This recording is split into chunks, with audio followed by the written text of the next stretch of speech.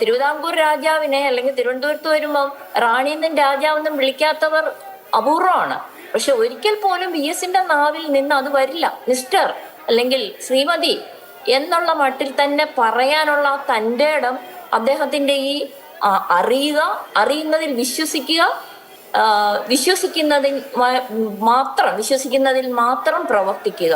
അപ്പൊ ജാതി ജന്മി നാടുവാഴിത്ത പ്രഭുത്വത്തിനെതിരായുള്ള സമരത്തിൽ തുടങ്ങിയതാണ് VS-ന്റെ രാഷ്ട്രീയ പോരാട്ടം. സുജാ സൂസൻ ജോർജ് ഇപ്പോൾ VS അമ്പലപ്പുഴ MLA ആയിരിക്കുന്ന സമയത്ത് അന്ന് ആലപ്പുഴ നെഹ്റു ട്രോഫി വാർഡിൽ പോലീസ് കൂടി ഉൾപ്പെട്ട അവശ വിഭാഗത്തിൽപ്പെട്ട സ്ത്രീകൾക്ക് നേരെ നടന്ന കയ്യേറ്റത്തെ നിയമസഭയിൽ അവതരിപ്പിക്കാൻ ഒരു രാത്രി വിവരം അറിഞ്ഞ ഉടനെ VS ആലപ്പുഴയ്ക്ക് പോയി അവിടെ കാര്യങ്ങൾ നടന്നത് മനസ്സിലാക്കി പിറ്റേന്ന് നിയമസഭയിൽ അത് വിസ്ഫോടന ശേഷിയോടുകൂടി അവതരിപ്പിച്ചത് അദ്ദേഹത്തിന്റെ ആത്മരേഖയിലുണ്ട്. രാഷ്ട്രീയ പ്രവർത്തനത്തിന്റെ ആദ്യകാലം മുതൽ സ്ത്രീകൾക്ക് നേരെ നടക്കുന്ന അതിക്രമങ്ങളിൽ അതിനിശിതമായ നിലപാടുകൾ സ്വീകരിച്ചിട്ടുള്ള ആളാണ് അദ്ദേഹം. നമുക്കറിയാം കേരളത്തിലെ പ്രമാദമായ പല കേസുകളിൽ, ഇപ്പോൾ ഐസ്ക്രീം പാർലർ കേസ്, അതുപോലെ കിളിരൂർ കവിയൂർ കേസുകൾ, ഇങ്ങനെ നിരവധി വിഷയങ്ങളിൽ ആത്മാർത്ഥമായ ഇടപെടൽ, നീതിക്ക് വേണ്ടിയുള്ള പോരാട്ടം. വിദുര കേസിന്റെ കാര്യം നേരത്തെ പറഞ്ഞു.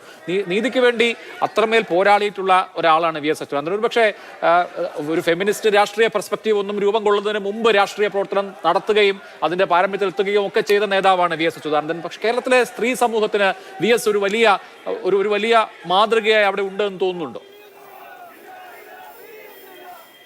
VS 2006 തെരഞ്ഞെടുപ്പില് ലിസ്റ്റിൽ VS ഉണ്ടാകുമോ ഇല്ലയോ എന്നൊക്കെ ഉള്ള ഒരു സംശയം ഉണ്ടായ സാഹചര്യത്തിൽ എൻ്റെ ഒരു സഹപ്രവർത്തകന്റെ മകൾ ആയിട്ട് ബന്ധപ്പെട്ട ഒരു അനുഭവം ഞാനിവിടെ ഓർക്കുകയാണ്. അവൾ 8-ലോ 9-ലോ മറ്റോ പഠിക്കുകയാണ്. കുട്ടി ഈ വാർത്തയിലൊക്കെ VS മത്സരിക്കില്ലായിരിക്കും എന്നൊക്കെ ഉള്ള ഒരു ഇത് അറിഞ്ഞുകൊണ്ട് കുട്ടി വീട്ടിൽ ഭയങ്കര കരച്ചില്, ഭക്ഷണം കഴിക്കുന്നില്ല. അപ്പൊ അവളുടെ അച്ഛൻ ചോദിച്ചു, എന്താ നിനക്ക് പ്രശ്നം? അപ്പൊ അവള് പറഞ്ഞൊരു മറുപടി ഉണ്ട്, VS മുഖ്യമന്ത്രി ആയില്ലെങ്കിൽ ഞങ്ങൾ പെൺകുട്ടികളെ ആര് രക്ഷിക്കും എന്ന്. ഇത് യഥാർത്ഥത്തിൽ ഒരു വ്യക്തിപൂജയാണോ എന്നൊക്കെ വേണമെങ്കിൽ ചോദിക്കാം.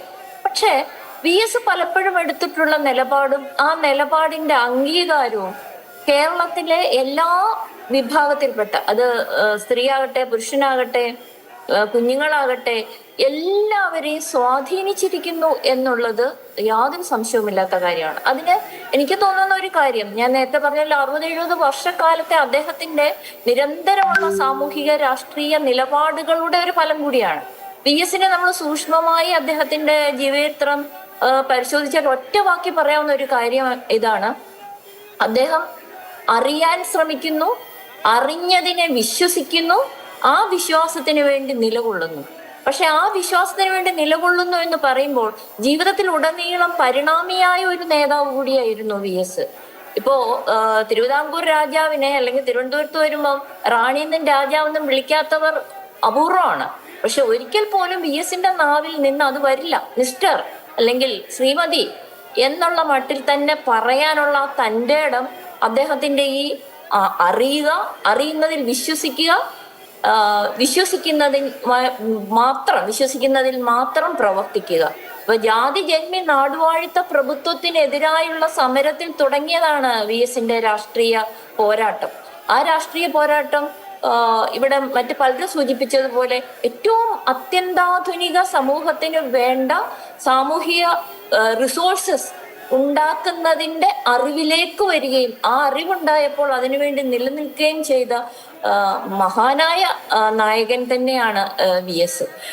ആ VS അങ്ങനെ ഉണ്ടായിരുന്നത് കൊണ്ട് എനിക്ക് തോന്നുന്നു ഇന്ന് CPIM ഒരു ജനകീയ പാർട്ടിയായിട്ട് എല്ലാ വിഭാഗം ജനങ്ങളുടെയും നേതൃസ്ഥാനത്തേക്ക് അല്ലെങ്കിൽ അവരെ ഉൾക്കൊള്ളുന്ന ഒരു പാർട്ടിയായിട്ട് മാറുന്നതിനും വലിയ പ്രധാനപ്പെട്ട പങ്ക് VS നിർവഹിച്ചിട്ടുണ്ട്.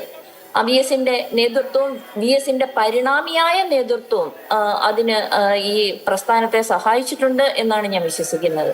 നേരത്തെ സൂചിപ്പിച്ചതുപോലെ കേരളത്തിലെ ചെറുത് വലുത് എന്നുള്ള പ്രശ്നമല്ല, മനുഷ്യരെ ബാധിക്കുന്ന എല്ലാ പ്രശ്നവും അത് രാഷ്ട്രീയ നേതാവായി പാർട്ടി സെക്രട്ടറി എന്നുള്ള നിലയിലോ MLA എന്നുള്ള നിലയിലോ പ്രതിപക്ഷ നേതാവ് എന്നുള്ള നിലയിലോ മുഖ്യമന്ത്രി എന്നുള്ള നിലയിലോ ഏറ്റെടുക്കുന്നതിൽ നിർഭയനായിരുന്നു VS. ഇതാണ് എനിക്ക് അദ്ദേഹത്തെ കുറിച്ച് പറയാനുള്ളത്. ഞാൻ ഒരു കാര്യം കൂടി സൂചിപ്പിക്കാൻ ആഗ്രഹിക്കുകയാണ്. നമ്മൾ മുദ്രാവാക്യം വിളിക്കുമ്പോൾ കരയുന്നത് കാണാറില്ല. പലപ്പോഴും ആവേശഭരിതരാകുന്ന ജനസമൂഹത്തെയാണ് കണ്ടിട്ടുള്ളത്. പക്ഷേ VS വേണ്ടി മുദ്രാവാക്യം വിളിക്കുന്ന, കണ്ണുനീര് തൂകിക്കൊണ്ട് മുദ്രാവാക്യം വിളിക്കുന്ന ജനങ്ങളെ ഞാൻ കണ്ടിട്ടുണ്ട്. കണ്ണേ കരളെ VS, ഞങ്ങളുടെ ചങ്കിലെ റോസാപ്പൂവെ എന്നൊക്കെ വിളിക്കുമ്പോ ആവേശഭരിതരാവുകയല്ല, വികാരം കൊണ്ട് വീർപ്പുമുട്ടുന്ന ജനസമൂഹത്തിനെ ഞാൻ കണ്ടിട്ടുണ്ട്. അങ്ങനെയുള്ള ഒരു മഹാനായ നേതാവായിരുന്നു VS.